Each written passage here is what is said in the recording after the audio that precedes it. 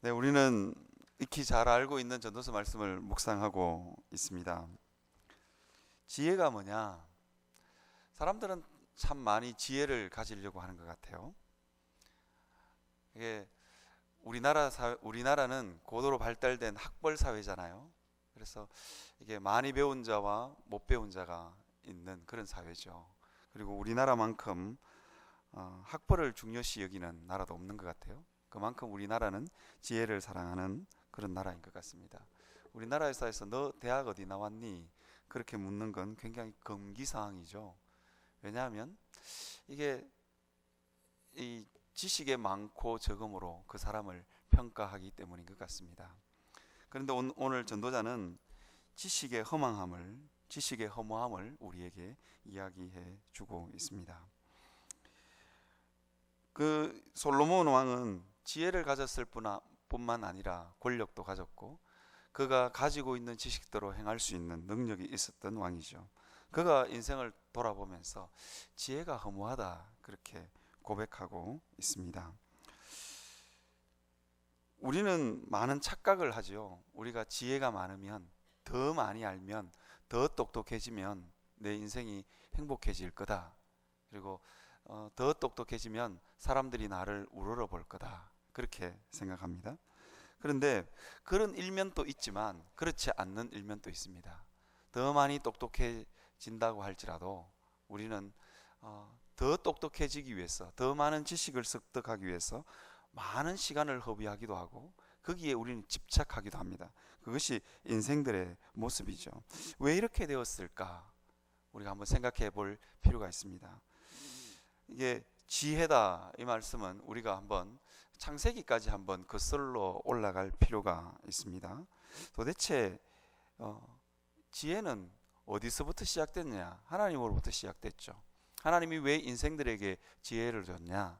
하나님을 잘 섬기라고. 그리고 하나님께서 우리에게 맡겨준 일들, 이 땅을 다스리고 정복하는 일들을 잘 감당하기 위해서 하나님께서 우리 인생들에게 지혜를 주셨습니다. 그런데 선악과를 따먹는 그 순간 우리의 지혜는 이제 타락하게 되죠. 그래서 하나님을 섬기기보다는 나를 더 돋보이게 하기 위해서 우리는 지혜를 찾기 시작합니다. 그래서 창세기에 보면 이렇게 되어 있죠. 선악을 아는 일에 우리와 같이 되었다.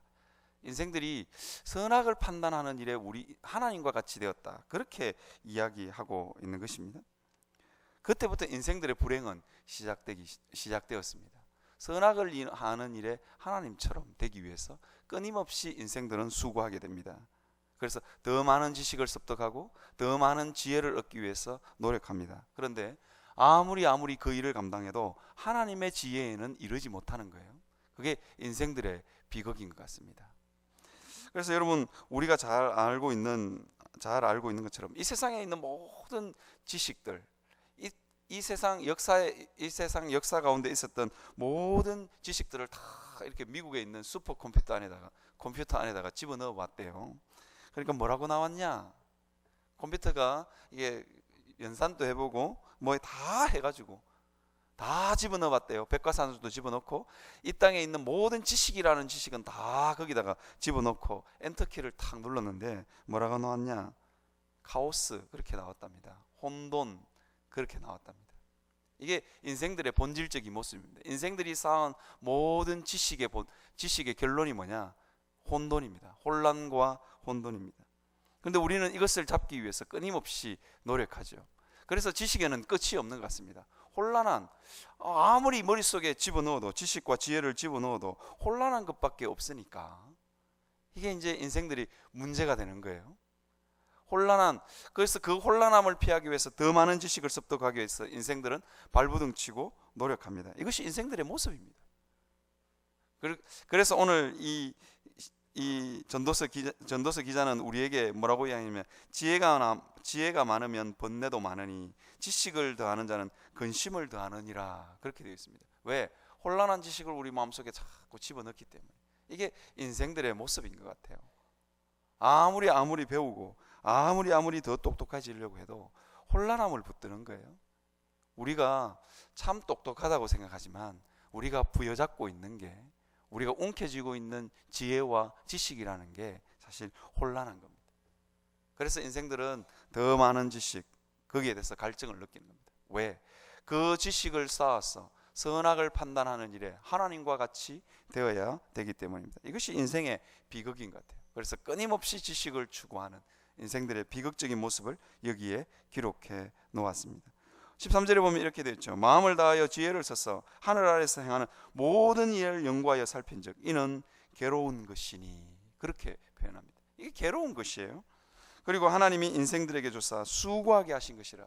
우리가 수고해서 지식을 습득하지만 실제로는 그것이 우리를 힘들게 하고 고통스럽게 합니다. 지식을 더 많이 끌어모았어, 지혜를 더 많이 끌어모았어, 우리 인생의 해결책을 찾고자 했는데 그 해결책이 보이지 않는 겁니다. 그러면서 이 전도서 기자는 뭐라고 이야기하냐면 구부러진 것도 곱게 할 수 없고 모자란 것도 셀 수 없도다, 그렇게 표현하고 있습니다. 여러분, 우리가 아무리 많이 배운들 우리 인생에 구부러진 것을 우리가 펼 수 있냐? 많이 안다고, 여러분, 많이 안다고 우리가 우리 삶에 구부러지고 얼그러진 것을 펼 수 있냐? 펼 수 없더라 하는 것입니다. 그것을 곱게 할 수 없는 게 우리의 모습입니다. 그리고 모자라는 것도 셀 수 없는 게 우리 인생의 모습이죠. 도대체 내 삶의 문제가 뭐냐? 우리는 우리의 지식으로 우리가 가지고 있는 것들로 알 수 있을 것 같지만 그렇지 않다 하는 것입니다. 구부러진 것을 펼 수도 곱게 할 수도 없는 게 우리가 가진 지식이죠. 저는 신대원 다닐 때부터 심리학 책들을 많이 이렇게 보았습니다. 제 인생이 너무 괴롭고 힘들었어. 아니면 그 우울함들이 제 삶 가운데 있어서 이게 남들 헬라어 히브리어 단어 외울 때 저는 도서관에 이렇게 도서관 한 기퉁이에 자리를 깔고 그냥 거기서 퍼질러 앉아서 심리학 책들을 많이 읽었습니다. 그리고 좀 좋은 세미나도 있으면 가서 보았습니다. 가서 듣기도 하고 참여도 해보았습니다. 그런데 결론이 뭐냐? 나에 대해서, 나 자신에 대해서 깊이 안다고 해서 그것이 개선되지 않더라고요. 그것을 알았어요. 내 마음을 너무 잘 들여다보아도 개선되지 않더라고요. 그리고 아무리 내 마음을 잘 들여다본다고 할지라도, 다른 사람에게 상담을 받아서 내 마음을 다 들여다본다고 할지라도 우리가 내 마음의 결핍과 내 마음의 아픔과 상처를 다 볼 수 있는 게 아니더라고요. 가끔씩 인생을 살면서 깜짝 놀랄 때가 있어요. 내 마음에도 이런 마음이 있었나? 그게 이제 인생들의 모습이죠. 이게 이제 혼돈한 인생들의 모습입니다. 우리 마음 안에 뭐가 들어있는지 모르죠. 무엇이 굽어져 있는지도 모르고 그것을 혹시 알았다 할지라도 고칠 수 없는 게 인생들의 모습이다, 그렇게 되어 있습니다. 우리는 그 모습을 이 전도서 기자가 우리에게 적나라하게 고발해 주고 있는 것입니다. 그래서 구부러진 것을 곱게 할 수 없는 인생, 여러분, 내가 문제가 뭔지 알지만 잘 안 돼요. 여러분, 담배 피는 분들 우리 교회는 없겠지만 이게 담배가 몸에 나쁘다는 걸 잘 알잖아요. 그리고 끊어야 되겠다고 굳게 결심하지만 금년에 성공하시는 분들이 그렇게 안 많아요. 끊겠다고, 이거 분명히 나쁜 거라는 것도 알고 끊겠다고 굳게 결심하지만 그게 안 되는 거예요. 여러분, 우울증에 걸리신 분들 보면 내가 문제가 뭔지 알아요. 뭔지 알아요. 그런데 거기서 헤어나올 수 없는 게 인생의 모습이에요. 그 인생의 모습을 적나라하게 이 전도서는 우리에게 고발해 주고 있는 것입니다. 모자란 것, 여러분, 우리가 인생을 살면서 우리 인생에 모자란 것, 상처난 것, 우리가 어떻게 알 수 있어요? 우리는 많이 탐구하면 알 수 있을 거라고 생각하지만 그렇지 않습니다. 실제로 많이 탐구해서 우리가 알 수는 있긴 하지만, 알 수 있는 것도 있지만 그렇지 못한 영역들이 너무 많습니다. 그래서 성경은 우리에게 뭐라고 말하냐면 이렇게 이야기합니다. 성령께서 우리에게 오시면, 성령께서 우리의 삶을 비추고 성령께서 우리의 마음을 비출 때 우리 안에 모자라는 것, 결핍된 것, 상처난 것을 우리가 볼 수 있는 것입니다. 우리가 우리의 노력으로 볼 수 없는 많은 것들이 있어요. 오늘 본문에 보면 모자라는 것도 셀 수 없도다, 그렇게 이야기하고 있죠. 우린 셀 수 없어요.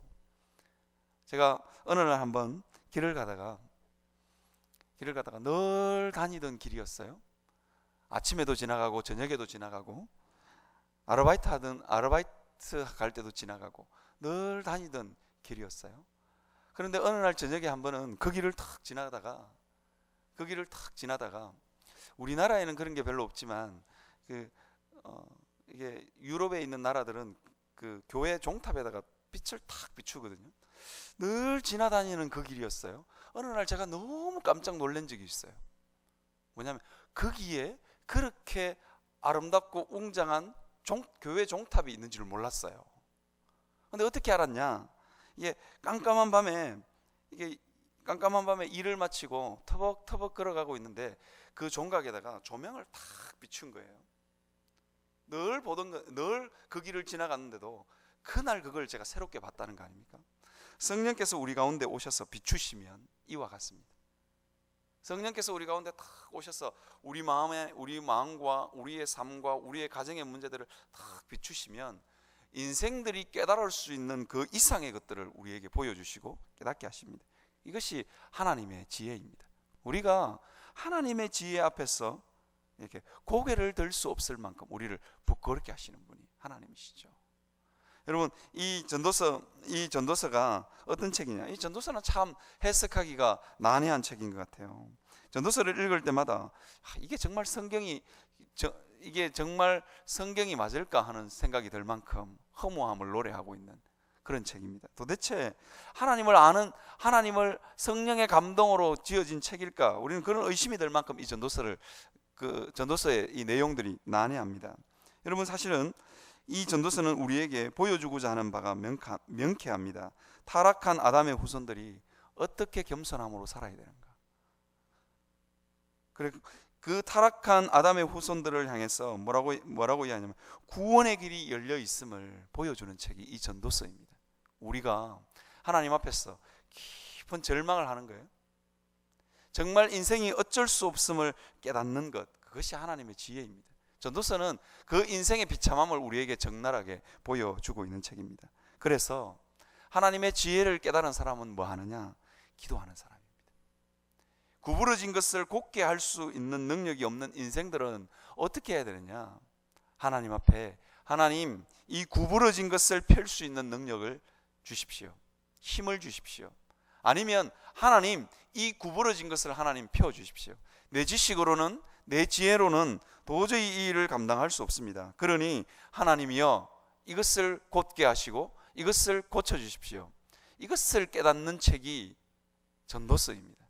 우리가 인생을 살면서 일상이 참 바쁘고 내 힘으로, 내 지식으로 우리는 우리 인생의 행복에 도달할 수 있을 것이다. 내 인생의 수많은 문제들로부터 우리는 벗어날 수 있을 거라는 생각으로부터 우리는 그 생각에 브레이크를 걸어야 되는 것입니다. 걷고 브레이크를 걸고 그리고 하나님 앞에 기도해야 됩니다. 구부러진 것을 펼 수 없는 연약한 인생인 줄 깨닫고 하나님 앞에 매달리는 것, 그것이 인생의 본분입니다. 그것이 지혜를 아는, 하늘의 지혜를 안 사람이 깨달을 수 있는 마지막 마지노선입니다. 그것을 전도서는 우리에게 이야기해 주고 있습니다. 지혜가 뭐냐? 이것이 지혜입니다. 하나님 앞에 철저하게 낮아지고 하나님만이 할 수 있습니다. 내 지식으로, 내 지혜로 이것을 감당할 수 없습니다. 그렇게 깨닫는 게 바로 이 지혜인 것입니다. 그런데 우리는 그 인생들의 이 전도서의 결론에 이르지 못하는 것 같아요. 이르지 못하는 게 우리의 인생들의 모습인 것 같습니다. 우리가 한번 우리 자신을 돌아보았으면 좋겠습니다. 17절에 보면 이렇게 되어 있어요. 내가 다시 지혜를 알고자 하여 미친 것들과 미련한 것들을 알고자 하여 마음을 썼으나 이것도 바람을 잡으려는 것인 줄 깨달았도다. 그렇게 표현합니다. 이게 생각의 범위를 넘어서는 거죠. 하나님이 에덴 동산에 선악과를 탁 세우실 때는 이유가 있었어요. 우리의 생각의 범위를, 우리의 사고의 범위를, 울타리를 치신 거예요. 그 울타리를 넘어서는 우리가 도저히 감당할 수 없는 혼란 가운데 빠지니까. 그래서 하나님이 있음을 기억하게 하는 나무가 뭐냐? 선악과입니다. 그런데 그 울타리가 선악과를 따먹으로 말미암아 이렇게 다 허물어지고 나니까 인생들이 생각의 범위를 훨씬 더 높은 거예요. 미친 것과 어리석은 것을 알고자 하여 힘쓰고 애쓰는 인생들의 모습, 끝이 없는 거죠. 어리석은 것과 미친 것, 이걸 어떻게 우리가 할 수 있겠습니까? 선악과를 따먹으면서 그 지식과 지혜의 바운더리가 완전히 무너지는 것입니다. 그때부터 인생들은 끊임없이 헤매고 또 헤매는 것이 우리의 모습입니다. 우리가 수학 문제를 못 풀어서 헤매는 것만 헤매는 게 아니고요, 우리가 우리의 이 생각의 울타리가 하나님이 쳐놓은 이 생각의 울타리 안에서 우리가 충분히 자유할 수 있는데, 그 생각의 울타리가 허물어짐으로 우리는 정말 우주보다 더 넓은 혼란을 가지고 우리는 묵상하고 그것을 알고자 힘쓰고 애쓰는 거예요. 그러니 더 피곤하고 번뇌가 많고 근심이 많고 고민이 많은 게 우리의 모습입니다. 하나님은 에덴 동산에 선악과를 다 세우시면서 우리 인생들을 바라보시죠. 그렇게 하셨어요. 너희가 해결하지 못하는 문제가 있으면 하나님 있음을 기억해다오. 그죠? 선악과를 동산 중앙에 탁 세워놓고 아담이 모든 것을 다 할 수 있었어요. 모든 동산에 있는 과일나무를 다 따먹을 수 있었어요. 그런데 하나님께서 거기에 브레이크를 하나 탁 걸어놓은 거예요. 선악과. 인생들이 이 생각할 수 있는 자유의지를 가지고 이게 마음껏 상상하고 마음껏 생각할 수 있는 자유의지를 가졌는데, 그러다가 혼돈에 빠지면 뭘 쳐다봐야 되느냐? 하나님을 쳐다봐야 되느냐? 내게 해결책을 주시는 하나님이 계시지 내가 고민할 게 아니야. 이 고민을 하고 우리는 이 결론을 가지고 선악과를 바라보아야 되는 것입니다. 동일합니다. 우리도 마찬가지입니다. 우리가 인생이 너무 혼란스럽고 번뇌와 근심이 내 마음을 쌓을 때, 생활의 염려가 나를 덮을 때, 그럴 때 우리는 하나님을 기억해야 합니다. 내가 감당할 수 없는 일이니 하나님께 맡기는 거죠. 그것이 인생의 본질입니다. 이것이 참 지혜, 하늘의 지혜를 깨달은 사람의 마땅히 해야 될 바입니다. 그것을 우리가 한번 기억했으면 좋겠습니다. 하나님 앞에서 내가 감당할 수 없는 일은 기도의 제목으로 삼을 수 있는 그런 지혜를 간직하는 여러분들이 되시기를 바랍니다. 2장으로 넘어가면 이런 이야기가 나와요. 즐거움에 대해서. 내가 내 마음에 이르기를, 자, 내가 시험 삼아 너를 즐겁게 하리니. 자기 마음에다가 이야기하는 거예요. 시험 삼아 한번 즐겁게 해보는 거예요. 이게 시험 삼아 즐겁게 해보는 게 뭘까? 너는 낙을 누리리라 하였으나 보라 이것도 헛되도다, 이렇게 되어 있습니다. 가만히 생각해 보니까 즐거움이 뭘까 한번 시험해 보고 싶은 거예요. 이건 뭐냐면 자기 욕망을 제한하지 않고 무엇이 즐거울까에 대해서 한번 끊임없이 한번 해보는 거예요. 하고 싶은 것을 다 해보는 거예요. 얼마 전에 신문에 보니까 아랍의 어떤 왕족이 굉장히 비싼 스포츠카를 몰고 도시 한가운데를, 주택가 한가운데를 질주를 했어요. 이게 자동차가 부딪히든지 말든지 상관없이 그렇게 하면 즐거울까? 그렇게 하면 쾌락이 있을까? 그 사람이 그렇게 생각한 것 같아요. 돈도 많고 가진 게 많으니까 도저히 서민들은 살 수도 없는 그 스포츠카를 몰고 주택가를 질주해 본 거예요. 그냥 고속도로에 가서 한번 질주해 보는데 그건 별로 그렇게 짜릿짜릿하지가 않는 거예요. 그러면 주택가를 한번 돌진해 보면, 그래서 다른 차들과 한번 부딪혀 보면 내 마음속에 짜릿함이 있을까? 그렇게 한번 시험 삼아 해본 거예요. 제가 들은 이야기인데, 우리나라 군 장성들, 재벌 2세들은 짜릿함을 위해서 이 8차선 도로, 차가 많이 나는 8차선 도로에서 오토바이를 타고, 비싼 오토바이를 타고, 차보다도 더 비싼 오토바이를 타고 손을 탁 놓고 한 2km 가는 게 이 중고등부 아이들의 꿈이래요. 그냥 폭주족도 아니고 그냥 이 비싼 오토바이를 타고 그냥 손을 탁 놔보는 거예요. 이게 이제 시험 삼아 쾌락을 한번 즐겨보는 거죠. 인생들이 하나님 안에서 즐거움을 누리지 못하면 이런 상상을 하는 거예요. 시험 삼아 자기 해보고 싶은 대로 다 해보는 거예요. 그 인생들의 모습, 쾌락에 중독된 모습을 보여주고 있는 거예요. 아무리 강한 자극을 줘도 끝이 없는 거예요. 그러니까 시험 삼아 이것 해보면 기쁠까? 이것 해보면 짜릿할까? 그 생각을 하는 거예요. 그 인생들의 모습을 기록해 놓은 거예요. 솔로몬이 가진 걸 다 가져봤잖아요. 없는 게 없었어요. 다 가져봤어요. 그러니까 이것 해보면 기쁠까? 그렇게 생각하는 거예요. 그런데 솔로몬의 결론이 뭐냐? 그것 해봐도 별 것 없더라 하는 것입니다. 그것을 솔로몬이 깨달은 거예요. 웃음에 관하여 이르기를 이것은 미친 것이라, 희락에 대하여 이르기를 이것은 무슨 소용이 있는가 하였노라. 뭘 해도 기쁨이 없는 거예요. 뭘 해도 즐거움이 없는 거예요. 그럼 인생이 끝난 거예요. 제가 지난 첫 주에 이 전도서 이야기할 때도 여러분들에게 말씀드렸지만, 인생을 가장 평범하게 살 수 있는 게 뭐냐? 무덤덤한 자극에도 이게 감각을 느낄 수 있는 것. 가령 예를 들면 우리가 이게 식욕을 예를 들면 이렇게 그냥 밋밋한 맛에도 맛을 느낄 수 있을 때 인생이 가장 행복하다 그래요. 강하고 자극적인 것은 더 강하고 자극적인 것을 요구한대요. 그래서 그 자극적인 것을 점점 절제하고, 이게 밥맛이죠. 밥처럼 맛이 없는 것, 거기에 맛을 느낄 때, 몸이 건조한 아주 자극적이긴 않지만 거기에서 맛을 느낄 때 인생이 사는 낙을 느끼는 거예요. 식욕이 뭔지를 알게 되는 거죠. 인생 마찬가지입니다. 즐거움을 과도하게 취하게 되면, 더 자극적인 것, 더 쾌락적인 것을 찾게 되면 인생이 그와 같이 되는 겁니다. 그 모습을 여기서 보여주고 있는 거예요. 그래서 헛되도다, 이것도 헛되도다, 그렇게 표현하고 있는 것입니다. 여러분, 그 다음에 3절에 보면 뭐라고 표현하냐면, 내가 내 마음으로 깊이 생각하여 이르기를 내가 어떻게 해야 내 마음을 지혜로 다스리면서 술로 내 육신을 즐겁게 할까, 이렇게 되어 있습니다. 이 전도서 기자는 그것으로는 더 이상 즐거움이 없다는 걸 아는 것 같아요.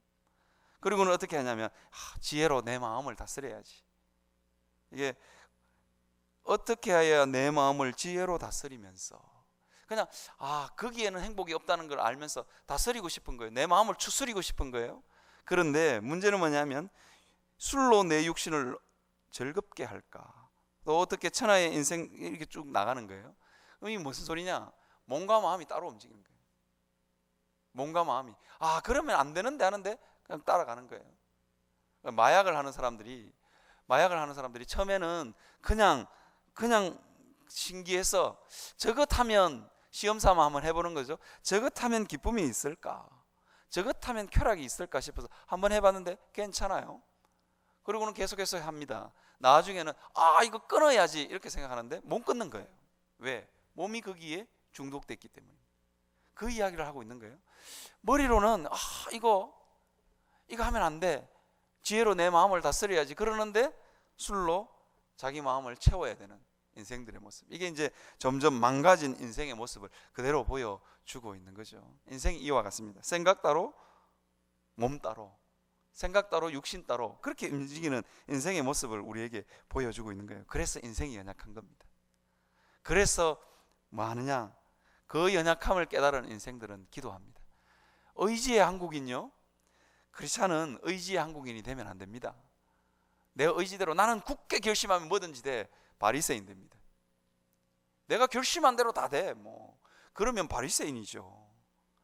내 생각과 내 몸이 같이 움직인다, 바리새인입니다. 실제로는 그렇지 않습니다. 실제로는 우리 생각대로 우리 몸이 움직여주지 않습니다. 그것이 인생의 연약함입니다. 지혜가 뭐냐? 그 인생의 연약함을 깨닫는 게 지혜입니다. 그리고는 뭐 하느냐? 하나님 앞에 납작 엎드리는 게 지혜입니다. 하나님, 나를 좀 불쌍히 여겨 주시옵소서. 내게 인생을 사는 참된 즐거움을 주십시오. 그렇게 기도할 수 있는 사람이 지혜로운 사람입니다. 솔로몬은 그 브레이크가 끊어진 사람이에요. 솔로몬은 수많은 일들을 해가면서 그 브레이크가 끊어진 사람입니다. 그래서 인생 말년에 이 전도서를 쓰고 있는 거예요. 그러면서 자기가 마지막에 하나님을 붙들므로 그 허무한 가운데서 탈출하는 이야기가 이 전도서의 이야기입니다. 여러분, 하나님 앞에서 여러분 정말로 겸손함으로 기도할 수 있는 여러분들이 되셨으면 좋겠습니다. 겸손함으로 하나님 앞에, 정말 지혜로우신 하나님 앞에 무릎 꿇을 수 있는 여러분들이 되시길 바랍니다. 그 다음에 그 쭉 3절부터 쭉 이어지는 내용이 뭐냐? 이렇게 되어 있어요. 어떤 것이 3절 하반절에 보면 어떤 것이 선한 일인지 알아볼 때까지 내 어리석음을 꼭 붙잡아 둘까 하여, 이렇게 되어 있습니다. 내 어리석음을 붙잡아 둘까 하여. 그러면서 뭐 하느냐, 자기 인생이 참 허무하고 허전해요. 그러니까 뭘 하느냐, 4절부터 시작되는 이야기입니다. 나의 사업을 크게 하였노라. 내가 나를 위하여 집들을 짓고 포도원을 일구며 여러 동산과 과원을 만들고 그 가운데 각종 과목을 심었으며 나를 위하여 수목을 기르는 살림에 물을 주기 위하여 못을 팠으며. 그러면서 쭉 이야기가 나와요. 무슨 이야기냐, 끊임없이 노력하는 인생들의 모습을 이야기해 주고 있습니다.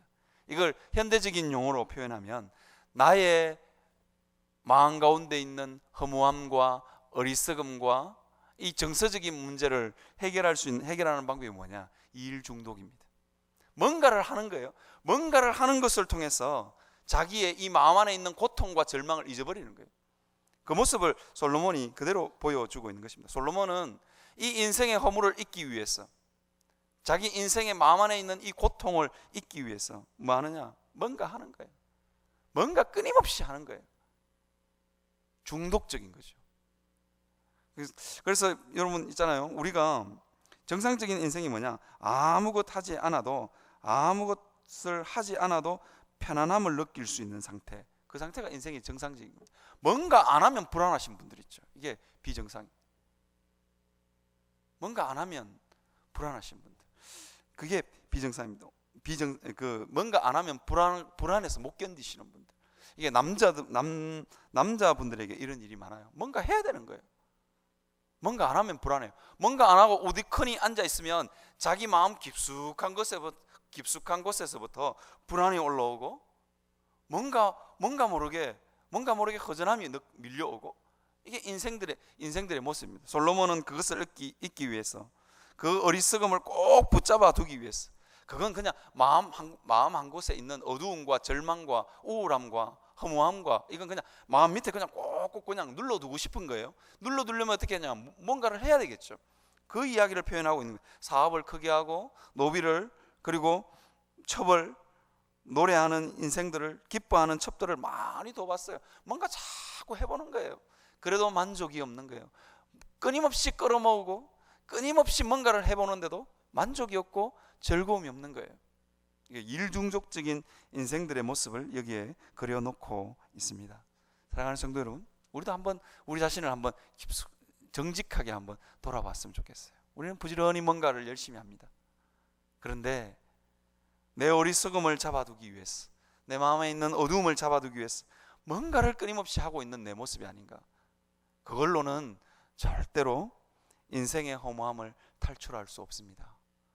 하나님 앞에 내 불안함과 내 안에 있는 이 허무함을 하나님 앞에 맡겨드릴 때 우리의 허무함이 해결되는 것입니다. 이것을 우리가 한번 묵상하고 생각해 보았으면 좋겠습니다. 하나님께 맡기지 못한 인생들은 불안합니다. 하나님께 자기 인생을 맡기지 못한 인생들은 끊임없이 불안함을 느낍니다. 그래서 그 불안함을 잊기 위해서 끊임없이 뭔가를 합니다. 수고로이 해야만, 인생이 뭔가에 이렇게 딱 집중하면 이게 잡념들이 싹 사라지거든요. 그 부분을 오늘 본문은 지적해 주고 있는 것입니다. 그렇게 해봤는데도 다 지나고 나니까 자기 마음속에 있던 이 불안 덩어리, 자기 마음속에 있던 이 고통 덩어리는 사라지지가 않는 거예요. 스님들이 산속 깊은 곳에다가 절을 짓는 이유가 뭐냐, 인생이 너무 고통스럽고 힘든 거예요. 그래서 나를 괴롭히는 뭔가가 없으면 인생이 좀 편안할 수 있을까 싶어서 산속에다가 절을 지었어요. 속세를 떠났어. 결혼도 하지 않고 먹여 살려야 되는 처자식도 없고, 그렇게 훌훌훌 다 벗어버리면 그냥 내 마음속에 있는 이 고통의 문제가 다 해결될까, 그렇게 생각하고 산속에다가 절을 지었는데, 그 속에서도 또 스님들끼리 이렇게 하면서 도 닦으면서 또 트러블이 있는 거예요. 절밥 지어 먹으면서 네가 많이 먹었니 내가 많이 먹었니 이래 되는 거예요. 그러니까 이제 또 이게 인생들을 피해서 한번 아무도 없는 곳으로 가봐야겠다. 그래서 절간 그 위에다가 산속 깊은 곳에다가 암자를 한번 지어보는 거예요. 그래서 혼자 있어 보는 거예요. 혼자 있어도 끊임없는 고통과 절망이 자기에게 밀려오는 거예요. 그래서 그것을 잊기 위해서 도도 닦아보고 수련도 해봅니다. 그런데도 끊임없이 이것이 물려오는 거예요. 인생들의 모습입니다. 이 불안함과 이 고통과 절망과 이 허무함을 이길 수 있는 방법이 뭐냐? 하나님 앞에 우리 인생을 맡겨드리는 것입니다. 그냥 끊임없이 내가 수고하여야만 내 인생이 편안할 거라는 생각을 내려놓고, 그죠? 그걸 내려놓고 하나님 앞에 맡겨드리는 겁니다. 하나님이 내 인생을 책임지고 가실 거예요. 그래서 하나님이 주신 그 몫만큼만 수고할 수 있는 것. 오늘 보면 이렇게 해서 나의 수고로 그 10절에 보면 이렇게 나의 모든 수고로 말미암아 얻은 몫이로다, 그렇게 되어 있습니다. 하나님이 우리에게 맡겨주신 그것만 부지런히 할 때 모든 수고가 내 마음의 기쁨이었음이라, 그렇게 고백하고 있는 거예요. 하나님께서 맡겨주지도 않았는데 그거 다 책임지고 가는 인생은 절대로 행복할 수 없습니다. 하나님의 은혜를 경험할 수가 없습니다. 그 부분을 이야기하고 있는 거예요. 하나님이 우리에게 아무 일을 안 맡기시느냐, 그런 것도 아닙니다. 하나님께서 우리에게 맡겨주신 것만큼 우리가 그 일을 감당할 때 거기서 우리 인생은 수고롭긴 하지만 기쁨과 즐거움을 맛볼 수 있는 것입니다. 사랑하는 성도 여러분, 하나님 앞에서 지혜가 뭐냐? 하나님을 찾을 줄 아는, 하나님께 맡길 줄 아는, 그것이 우리 인생의 지혜입니다. 우리의 즐거움이 뭐냐? 하나님께 모든 것을 맡기고 하나님이 주신 것에 대해서 기뻐하고 즐거워하는 게 우리의 즐거움입니다. 그것을 생각하고 묵상할 수 있는 오늘 저녁이 되었으면 좋겠습니다.